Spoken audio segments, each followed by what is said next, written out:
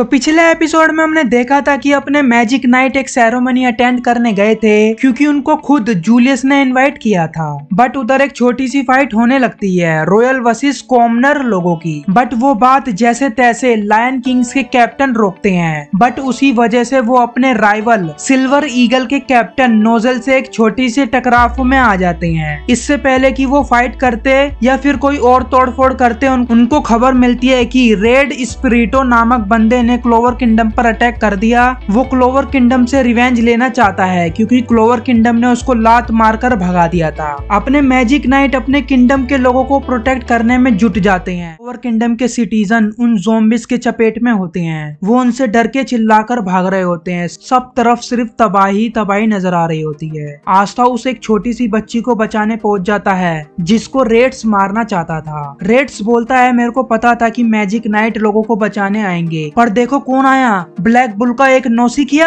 तुमको सच में लगता है कि तुम मेरी आर्मी के सामने टिक पाओगे? आस्था ने उनको कब का ढेर कर दिया भाई। वो लड़की आस्था के पीछे चली जाती है। आस्था उसको अपने पीछे खड़े होने को बोलता है। रेड्स आस्था को पहचान लेता है। ओ तो ये एंटी मैजिक यूजर है। रेड्स बोलता है माना कि ब्लैक बुल रैंक में सबसे नीचे है, पर फिर भी उन्होंने तुमको ले लिया जिसके पास बिल्कुल भी मैजिक नहीं है। वो आस्था को मारने के लिए अपने पोर्टल में से और सारे कई ज़ॉम्बीज़ को निकालता है। अब सीन शिफ्ट होता है सेंट्रल डिस्ट्रिक्ट में। सिल्वर ईगल पहुंच जाती है लोगों को बचाने के लिए, जिसमें होते हैं nozzle, नेब्रा and solid. Waste district में पहुंच जाती है आधी गोल्डन डाउन की टीम। गोल्डन डाउन की टीम में कई सारे मेंबर थे तो वो दो टीम में डिवाइड हो जाते हैं। तो इस आधी टीम में है Siren, Klaus and Haman. East district में पहुंचती है ब्लू रोज जिसमें होते हैं Charlotte and Sol. North west district में दूसरी गोल्डन डाउन की टीम होती है जिसमें होते हैं Yuno, Alecdora and Mimosa. North district में होते हैं क्रिम्सन लायन के, Fuegoleon, Leopold and Noelle from the Black Bull. ये ज़ॉम्बीज बहुत क्रीपी लगते हैं दिखने में। नोएल को तो डर लगता है। ल्यूपोल्ड बोलता है कि आई होप मेरा राइवल यानी कि आस्था एकदम ठीक हो। तो फ्यूगोलियन बोलते हैं कि उसके बारे में बाद में सोचना, ये ज़ॉम्बीज में मैजिक है जबकि ये जिंदा नहीं है, मरे हुए मुर्दा हैं ये लोग। ऐसे ही एक फैक्ट यूनो ने भी पिछले एपिसोड में नोटिस किया था कि ये ज़ॉम्बीज मर ही नहीं रहे हैं और तो और वो रीजनरेट भी कर रहे हैं। उनको मारने के लिए उनकी पूरी बॉडी को ही डिस्ट्रॉय करना होगा, पूरी तरह से तबाह कर दो ताकि वो रीजनरेट ही ना कर पाए। और यही फैक्ट्स बाकी के मैजिक नाइट्स भी नोटिस करते हैं और सबके सब क्लोवर किंगडम को बचाने के लिए उन ज़ॉम्बीज को ढेर करने लगते हैं और सब अपने अपने स्पेशल मैजिक से उन सारे ज़ॉम्बीज को मार रहे होते हैं। सिर्फ नोएल को छोड़ के सब मैजिक नाइट उन ज़ॉम्बीज से लड़ रहे होते हैं क्योंकि नोएल कुछ अपने में ही खोई रहती है, पिछली बातों को याद कर रही होती है और उसको डर भी लग रहा होता है उन ज़ॉम्बीज से। लियोपोल्ड फ्लेम मैजिक से, स्पाइरल फ्लेम मैजिक से उनको मार रहा होता है और फिगोलियन अपने फायर मैजिक से, सोल लीनिया से उन सबको मारता है। क्लाउज भी अपने स्टील मैजिक क्रिएशन से, फियर्सिंग स्पिरल लेंस से उनको मारता है एंड गोल्डन डाउन का हैमन भी ग्लास क्रिएशन मैजिक से, वेर्रे फ्लूइड से उनको मारता है ज़ॉम्बीज को। एलेक्डोरा सैंड क्रिएशन मैजिक से सैंड आर्मर्ड हैवी गार्ड और यूनो अपने विंड मैजिक से टावरिंग टोर्नेडो का स्पेशल मैजिक करता है और उन ज़ॉम्बीज को ढेर कर देता है। और जो मिमोसा होती है वो अपने ड्रीम हीलिंग फ्लावर क्रेडल से सबको हील कर रही होती है, जितने भी इंजर्ड सिटीजन्स होते हैं उनको हील करती है। और ये मोहतरमा अपना earth creation magic raging mother goddess से सब ज़ॉम्बीज को मारती है। और Charlotte Briar creation magic corpse hunting briar trees magic का यूज करती हैं। और सॉलिड अपने वाटर क्रिएशन मैजिक से स्लैशिंग सी सरपेंट से उनको मारता है। नेब्रा अपना मिस्ट मैजिक यूज करती है, सॉलिड मिस्ट क्लोन्स, बहुत सारे क्लोन्स बना लेती है और उन ज़ॉम्बीज को खत्म कर देती है। Nozel mercury magic rain of silver, Fuegoleon fire creation magic से लियो र्यूंजेंस मैजिक से अटैक करते हैं। अपने सारे मैजिक नाइट और भी कई तरह के अपने मैजिक से उन ज़ॉम्बीज को मारते हैं। अपने मैजिक नाइट कई सारे लोगों को प्रोटेक्ट करते हैं, इसलिए उन सब की नजरों में ये सब उनके लिए हीरोज होते हैं। उनके सुपर हीरोज उनको बचाने के लिए आ जाते हैं। वो खुशी के मारे झूम रहे होते हैं, ओ भाई हमारे सुपर हीरो हमको बचाने आ गए। ल्यूपोल्ड को आस्था की आवाज सुनाई देती है और वो आस्था के करीब जाता है और वो देखता है कि आस्था एक बच्ची को बचाने के लिए उन ज़ॉम्बीज से फाइट कर रहा है। लियोपोल्ड आस्था की फिजिकल पावर से इम्प्रेस हो जाता है। उसने इतने सारे ज़ॉम्बीज इतने स्ट्रेट फॉरवर्ड तरीके से निपटा दिए, वो भी सिर्फ एक तलवार की मदद से।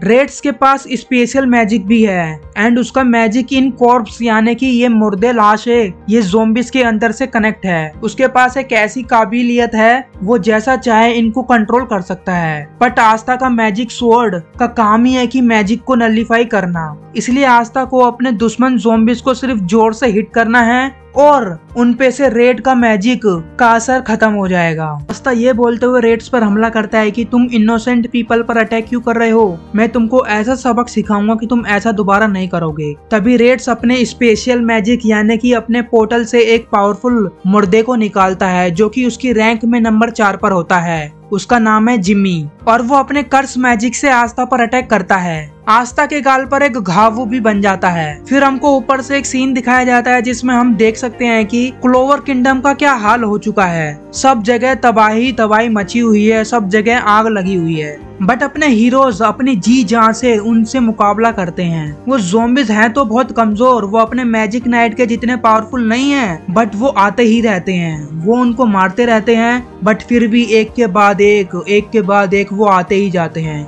ऐसा लगता है कि उनका कोई अंत ही नहीं है। इसलिए अपने मैजिक नाइट सोच रहे होते हैं कि ये ज़ॉम्बीज तो सिर्फ एक डिस्ट्रैक्शन है, असली दुश्मन कोई और है। आस्था इरिटेट होके बोलता है, हे इट्स नॉट फेयर कि तुम एक के बाद एक मुर्दे निकाले जा रहे हो, तुम खुद आओ और मेरे से लड़ाई करो। तभी आस्था नोटिस करता है कि उस मुर्दे जिम्मी के अटैक से आस्था के गाल पर जो घाव था वो ब्लीडिंग कर रहा है, खून निकल रहा है उसमें से। वो एक कर्स मैजिक है और वो घाव बढ़ता ही जा रहा है, कम होने का नाम ही नहीं ले रहा। बट फिर भी अपना आस्था उनसे लड़ता है। जिम्मी आस्था पर अटैक करता ही रहता है और अपना आस्था उसके सारे अटैक्स वो अपनी छोटी वाली तलवार से डोज कर रहा होता है, क्योंकि बड़ी वाली तलवार भारी होती है वजन में और उसको चलाने में मुश्किल होती है। इसलिए वो अपनी छोटी वाली तलवार से उन सब हमले का सामना करता है। रेड्स भी मान जाता है कि बिना मैजिक के भी आस्था अपनी फिजिकल स्ट्रेंथ से अच्छी टक्कर दे रहा है उस एंटी मैजिक स्वॉर्ड को यूज करके। इसलिए वो अपने जिम्मी को बोलता है कि वो आस्था से निपटने से पहले उस बच्ची को मार दे। जिम्मी उस बच्ची पर हमला करता है पर आस्था उसको बचा लेता है। रेड्स आस्था से बोलता है कि तुम दूसरों को क्यों बचा रहे हो, तुम सब मैजिक नाइट में कीड़ा रहता है कि सब लोगों को बचाना, अपनी जान क्यों नहीं बचाते, तुमको क्या मिलेगा दूसरों की जान बचाने से, तुम उनकी जान बचाओ या नहीं, तुम आखिर में लूजर ही रहोगे। आस्था बोलता है मेरे को कुछ नहीं चाहिए किसी की जान बचाने के बदले में। जिम्मी उस बच्ची पर अटैक करता जाता है बार बार और लगातार, और आस्था उसको बचाता रहता है। फिर नोएल आस्था के पास आती है और सोचती है मेरे को आस्था की हेल्प करनी होगी। तभी उसके मन में कुछ बातें आने लगती हैं जिसमें उसके भाई बहन उसकी इंसल्ट कर रहे थे। पिछले एपिसोड में हमने देखा ही था कि उसके भाई बहन किस तरह से उसे जलील कर रहे थे, किस तरह उसको नीचा दिखा रहे थे। उन बातों को सोचकर नोएल नर्वस हो जाती है एंड वो चिल्ला चिल्ला कर बोलती है प्लीज कोई तो आस्था की मदद करो। फिर कुछ ज़ॉम्बीज नोएल को घेर लेते हैं। फिर गोलियन उनको मारकर नोएल को बचाकर उसके सर पर एक चपेट देता है। फोकस करो, कॉन्सेंट्रेट करो। ये कोई टाइम नहीं अपने भाई बहन के टोंट वाली बातों को याद करके अपने माइंड से काबू खोने का। इस बैटलफील्ड में तुम्हारे पास कुछ जिम्मेदारी हैं, क्योंकि तुम इधर एक एज अ मैजिक नाइट के तौर पर खड़ी हो। एक गलत डिसीजन लेने से एक जने की जान जा सकती है, सो फोकस। अगर तुमने अपने free will say magic night को ज्वाइन किया है तो फिर तुमको डिटर्मिनेंट होना चाहिए कि तुमको स्ट्रॉन्ग बनना है। कमजोर होने में कोई बुराई नहीं है, पर कमजोर रहने में बुराई है। जितने भी लोग हैं वो जीरो से ही स्टार्ट करते हैं और धीरे धीरे वो स्ट्रॉन्ग बनते हैं। अपने आप को ताकतवर बनाओ। नोएल सोचने लगती है स्ट्रॉन्ग बनना है, हाँ राइट।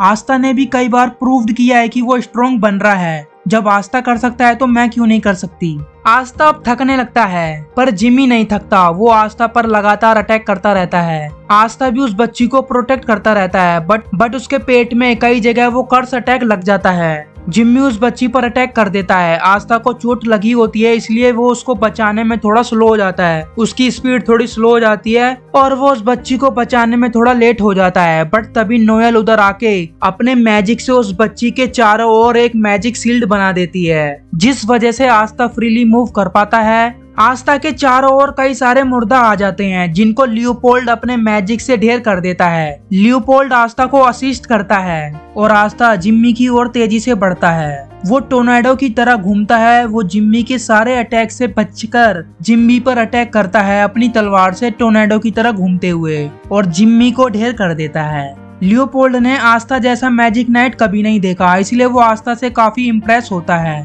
इवन फ्यूगोलियन भी आस्था को देखकर स्माइल करते हैं। फिर आस्था रेड्स स्पिरोटो पर अटैक करने की सोच ही रहा होता है कि रेड्स एक और अपने पावरफुल मुर्दे को बाहर निकालता है। उसकी रैंक में वो दूसरे नंबर पर होता है जिसका नाम है फोर्थ आल्फ्रेड। उसके पास ताबड़तोड़ खतरनाक लाइटनिंग मैजिक होता है और वो एक बहुत बड़ा लाइटनिंग अटैक आस्था की ओर करता है। तो ये एपिसोड यहीं खत्म होता है। तो अगर आपको ये वीडियो पसंद आया हो तो वीडियो को लाइक करना मत भूलना।